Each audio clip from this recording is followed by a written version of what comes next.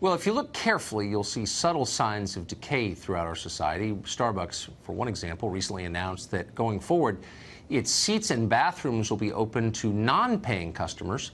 That's bad news if you want to bring your kids there, pretty good news if you're a vagrant. Meanwhile, in New York, a couple had to evict their 30-year-old son from their basement because he refused to move out. Many defended his decision to live there forever. Mike Rowe is the host of the TBN show Somebody's Gotta Do It. The latest season of that will debut soon. He just spoke to us about these stories and how they may be connected. Here it is. Joining us tonight, Mike Rowe. Good to see you, Mike. Tucker, how are you? Couldn't be better, but bewildered, and maybe you can clear this up. Starbucks announcing you no longer have to buy anything to lounge around its stores or use the bathroom. Meanwhile, 30-year-olds are suing to stay in their parents' basements. Are these stories connected? Do they tell us something bigger about where the country is going? Dogs and cats living together. Exactly. Look, personally, I'm in the midst right now of doing what I do every year, which is try and give away work ethic scholarships. It gets harder every year. So, wait, it gets harder to give away money? We've given away $5 million over the last 5 years. And yes, every year it gets increasingly difficult to affirmatively reward work ethic. There's some things my scholarship requires you to do that other scholarships don't. You have to write essays and make videos and sign a sweat pledge. And when people are often confronted with these hoops through which I ask them to leap, they take what you call umbrage at that, and I find it fascinating. It doesn't bother me so much because I understand that a valuable thing is almost always a thing that's in demand, and work ethic is very much in demand. But to answer your question, why is it harder to find it? I think that probably does have something to do with the expectations that have evolved out of the safe space movement, which you've done a lot to talk about on your program, and I'm starting to think that maybe there is a link between the expectations a patron might have in a Starbucks vis-a-vis the expectations a squatter who just happens to be genetically tied to you might have vis-a-vis the basement in which he currently dwells, et cetera, et cetera. You know, I mean, of all the divides in the country, I think you could probably make a pretty interesting case that there's a fissure running through the expectation of what happens when we elevate safety and feelings to a level of primacy. I think it creates a real disconnect that people are struggling to parse. Well, wait a second. Are you saying that safety isn't the most important thing ever? I'm saying that everybody wants to go home safe at the end of the day. Safety always would be a delightful bromide, a wise platitude. Safety first is the stuff of idiocy.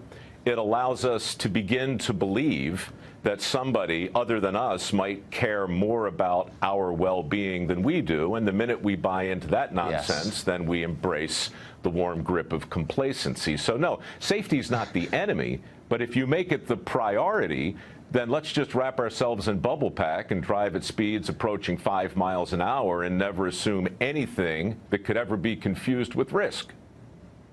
That is really deep. When you say safety first, you're assuming. No, this is one of the many unarticulated assumptions that govern our society, and no one ever examines them in the light of day, and you just did. So when you say safety, explain that a little bit more. When you say safety first, you're assuming that someone out there cares more about your well-being than you do.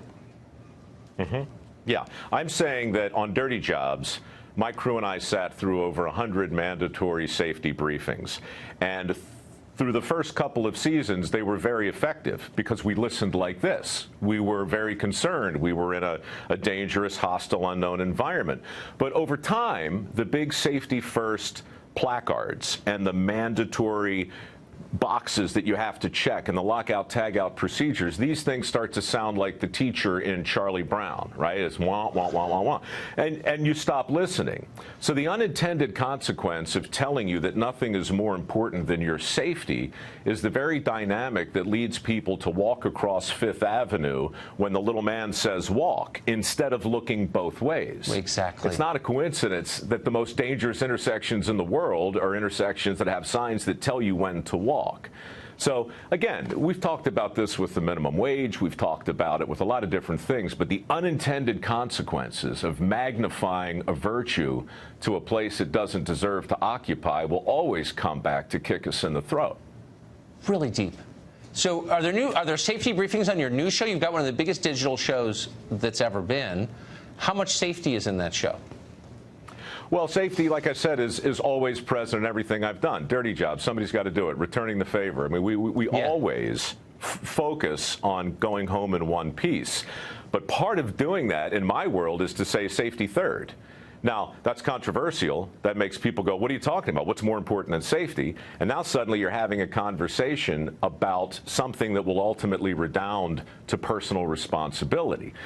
Right. Safety third is just a way of cutting through the warm milk and the soft tissue that makes everybody comfortable. And when I say everybody, I mean actuarial accountants, I mean HR, I mean insurance adjusters.